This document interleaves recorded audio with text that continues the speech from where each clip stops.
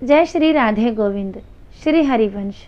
हमारी प्रियाजू हम सब पर अपनी कृपा दृष्टि सदैव बनाए रखे। आज है प्रदोष व्रत और प्रदोष व्रत के दिन आज हम शिव चालीसा का पाठ सुनेंगे अर्थ सहित। तो पहले तो शिव चालीसा का पाठ करने से क्या क्या फ़ायदे होते हैं ये जान लेते हैं। शिव चालीसा का पाठ करने से सुख सौभाग्य में वृद्धि होती है। शिव चालीसा के पाठ को करने से मनुष्य के मन से मृत्यु का भय निकल जाता है। शिव चालीसा का पाठ करने से कुंवारी कन्याओं को मनचाहा वर मिल जाता है और यह पाठ करने से वैवाहिक जीवन में भी आने वाली परेशानियां दूर हो जाती हैं, जिससे वैवाहिक जीवन सुखमय व्यतीत होता है।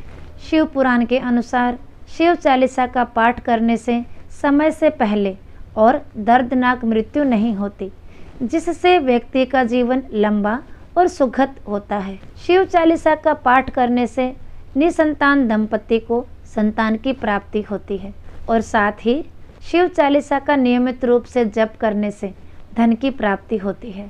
शिव चालीसा का पाठ अत्यंत ही लाभकारी, कष्टों को हरने वाला और सुख संपत्ति को बढ़ाने वाला होता है। और अब शुरू करते हैं शिव चालीसा का पाठ। तो सबसे पहले मन में भगवान भोलेनाथ को स्मरण करें और पूर्ण प्रेम भाव और भक्ति भाव से शिव चालीसा का पाठ करें। जय गणेश गिरजा सुवन मंगल मूल सुजान, कहत अयोध्या दास तुम देहु अभय वरदान। अर्थ, हे गिरिजा पुत्र भगवान श्री गणेश, आपकी जय हो। आप मंगलकारी हैं, विधाता के दाता हैं। अयोध्या दास की प्रार्थना है प्रभु कि आप ऐसा वरदान दें कि जिससे सारे भय समाप्त हो जाएं। जय गिरिजापति दीन दयाला, सदा करत संतन प्रतिपाला। भाल चंद्रमा सोहत नीके, कानन कुंडल नागफनी के। हे गिरिजापति, हे दीनहीन पर दया बरसाने वाले भगवान शिव, आपकी जय हो। आप सदा संतों पर प्रतिपालक रहे हैं। आपके मस्तक पर छोटा सा चंद्रमा शोभायमान है। आपने कानों में नागफनी के कुंडल डाल रखे हैं। अंग गोर शिव गंग बहाए, मुंड माल तन क्षार लगाए। वस्त्र खाल बागांबर सोहे, छवि को देखी नाग मन मोहे। आपकी जटाओं में गंगा बहती है। आपके गले में मुंडमाल है। बाघ की खाल के वस्त्र भी आपके तन पर जच रहे हैं। आपकी छवि को देखकर नाग भी आकर्षित होते हैं। मैना मातु की हवे दुलारी, बाम अंग सोहत छवि न्यारी। कर त्रिशूल सोहत छवि भारी, करत सदा शत्रुवन क्षयकारी। अर्थ, माता मैनावती की दुलारी अर्थात माता पार्वती जी आपके बाएं अंग में हैं। उनकी छवि भी अलग से मन को हर्षित करती है। तात्पर्य है कि आपकी पत्नी के रूप में माता पार्वती भी पूजनीय है। आपके हाथों में त्रिशूल आपकी छवि को और भी आकर्षक बनाता है। आपने हमेशा शत्रुओं का नाश किया है। नंदी गणेश सोहे तह कैसे, सागर मध्य कमल है जैसे। कार्तिक श्याम और गणराऊ, या छवि को कहीं जात न काऊ। आपके सानिध्य में नंदी व गणेश सागर के बीच खिले हुए कमल के समान दिखाई देते हैं। कार्तिकेय व अन्य गणों की उपस्थिति से आपकी छवि ऐसी बनती है जिसका वर्णन कोई नहीं कर सकता। देवन जब ही जाए पुकारा, तब ही दुख प्रभु आप निवारा। किया उपद्रव तारक भारी, देवन सब मिली तुम ही जुहारी। तुरत सडानन आप पठायो, लव निमेष महामारी गिरायो।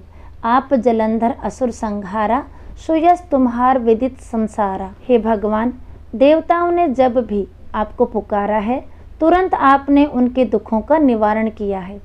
तारक जैसे राक्षस के उत्पात से परेशान देवताओं ने जब आपकी शरण ली, आपकी गुहार लगाई, हे प्रभु आपने तुरंत तारकासुर को मारने के लिए षडानन को भेजा। आपने ही जलंधर, भागवत पुराण के अनुसार भगवान आपने ही जलंधर नामक असुर का संहार किया। आपके कल्याणकारी यश को पूरा संसार जानता है। त्रिपुरासुर सन युद्ध मचाई, तब हिम कृपा कर लीन बचाई। किया तप हिम भगीरथ भारी, पूरब प्रतिज्ञा तासु पुरारी।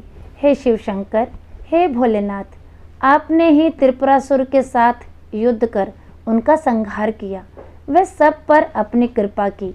हे भगवान, भगीरथ के तप से प्रसन्न होकर उनके पूर्वजों की आत्मा को शांति दिलाने की उनकी प्रतिज्ञा को आपने पूरा किया।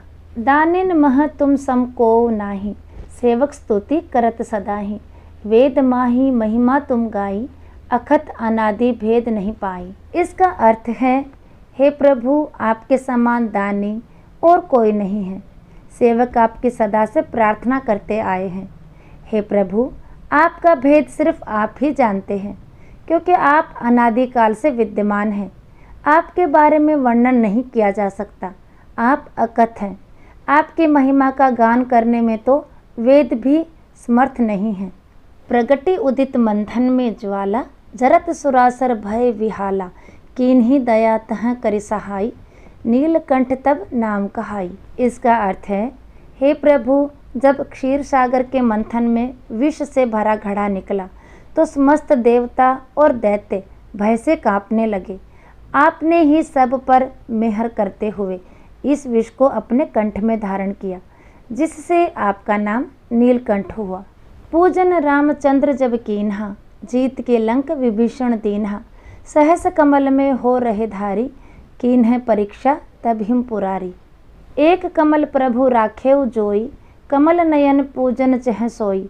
कठिन भक्ति देखी प्रभु शंकर, भय प्रसन्न दिए इच्छित वर। इसका अर्थ है, हे नीलकंठ, आपकी पूजा करके ही भगवान श्री रामचंद्र लंका को जीतकर उसे विभीषण को सौंपने में कामयाब हुए। इतना ही नहीं, जब श्री राम माँ शक्ति की पूजा कर रहे थे और सेवा में कमल अर्पण कर रहे थे, तो आपके इशारे पर ही देवी ने उनकी परीक्षा लेते हुए एक कमल को छुपा लिया। अपनी पूजा को पूर्ण करने के लिए राजीव नयन भगवान राम ने कमल की जगह अपनी आँख से पूजा संपन्न करने की ठानी। तब आप प्रसन्न हुए और उन्हें इच्छित वर प्रदान किया। जय जय जय अनंत अविनाशी, करत कृपा सबके घटवासी। दुष्ट सकल नित मोहि सतावे, भ्रमत रहो मोहि चैन न आवे। त्राही त्राही मैं नाथ पुकारो, ये ही अवसर मोहे आन उबारो। ले त्रिशूल शत्रु को मारो, संकट ते मोहि आन उबारो। इसका अर्थ है, हे अनंत एवं नष्ट न होने वाले अविनाशी भगवान भोलेनाथ, सब पर कृपा करने वाले, सबके घट में वास करने वाले शिव शंभु, आपकी जय हो। हे प्रभु, काम, क्रोध, मोह, लोभ, अहंकार जैसे तमाम दुष्ट मुझे सता रहे हैं। इन्होंने मुझे भ्रम में डाल दिया है, जिससे मुझे शांति नहीं मिल पाती। हे स्वामी, इस विनाशकारी स्थिति से मुझे उबार लो। यही उचित अवसर, अर्थात जब मैं इस समय आपकी शरण में हूँ, मुझे अपनी भक्ति में लीन कर मुझे मोह माया से मुक्ति दिलाओ। सांसारिक कष्टों से उबारो। अपने त्रिशूल से इन तमाम दुष्टों का नाश कर दो। हे भोलेनाथ, आकर मुझे इन कष्टों से मुक्ति दिलाओ। माता पिता भ्राता सब होई, संकट में पूछत नहीं कोई। स्वामी एक है आस तुम्हारी, आय हर हूँ मम संकट भारी। धन निर्धन को देत सदा ही, जो कोई जांचे सो फल पाही। स्तुति के ही विधि करे तुम्हारी, क्षमहु नाथ अब चूक हमारी। इसका अर्थ है, हे प्रभु, वैसे तो जगत के नातों में माता पिता, भाई बंधु, नाते रिश्तेदार सब होते हैं, लेकिन विपदा पड़ने पर कोई भी साथ नहीं देता। हे स्वामी, बस आपकी ही आस है, आकर मेरे संकटों को हर लो। आपने सदा निर्धन को धन दिया है, जिसने जैसा फल चाहा आपकी भक्ति से वैसा फल प्राप्त किया है। हम आपकी स्तुति, आपकी प्रार्थना किस विधि से करें, अर्थात हम अज्ञानी हैं। हे प्रभु, अगर आपकी पूजा करने में कोई चूक हुई हो तो हे स्वामी, हमें क्षमा कर देना। शंकर हो संकट के नाशन, मंगल कारण विघ्न विनाशन। योगी यति मुनि ध्यान लगावे, शारद नारद शीश नवावे। इसका अर्थ है, हे शिव शंकर, आप तो संकटों का नाश करने वाले हो, भक्तों का कल्याण व बाधाओं को दूर करने वाले हो। योगी यति ऋषि मुनि सभी आपका ध्यान लगाते हैं। शारद नारद सभी आपको शीश नवाते हैं। नमो नमो जय नमः शिवाय, सुर ब्रह्मातिक पार न पाया, जो यह पाठ करे मन लाई, ता पर होत है शंभु सहाय। इसका अर्थ है, हे भोलेनाथ, आपको नमन है, जिसका ब्रह्मा आदि देवता भी भेद ना जान सके। हे शिव, आपकी जय हो। जो भी इस पाठ को मन लगाकर करेगा, शिव शंभु उनकी रक्षा करेंगे, आपकी कृपा उन पर बरसेगी। ऋणियों जो कोई हो अधिकारी, पाठ करे सो पावनहारी, पुत्र होन कर इच्छा जोई, निश्चय शिव प्रसाद ते ही होई। पंडित त्रयोदशी को लावे, ध्यान पूर्वक होम करावे, त्रयोदशी व्रत करे हमेशा, ताके तन नहीं रहे कलेशा। इसका अर्थ है, पवित्र मन से इस पाठ को करने से भगवान शिव कर्ज में डूबे हुए को भी समृद्ध बना देते हैं। यदि कोई संतानहीन हो तो उसकी इच्छा को भी भगवान शिव का प्रसाद निश्चित रूप से मिलता है।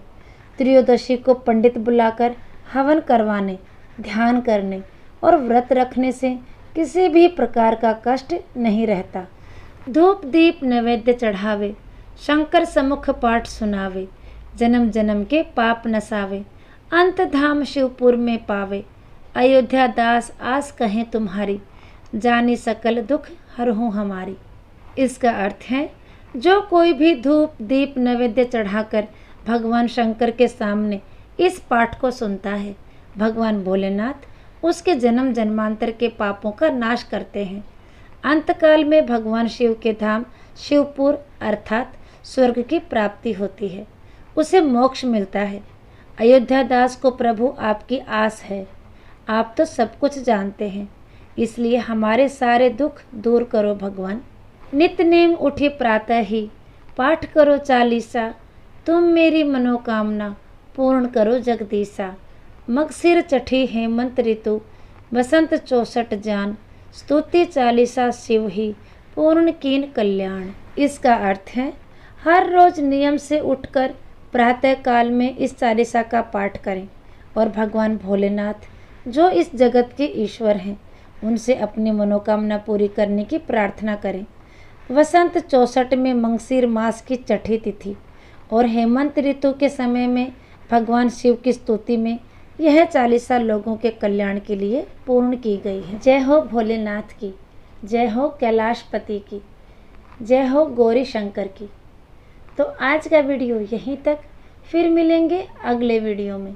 तब तक के लिए सभी को प्रेम भरी राधे राधे।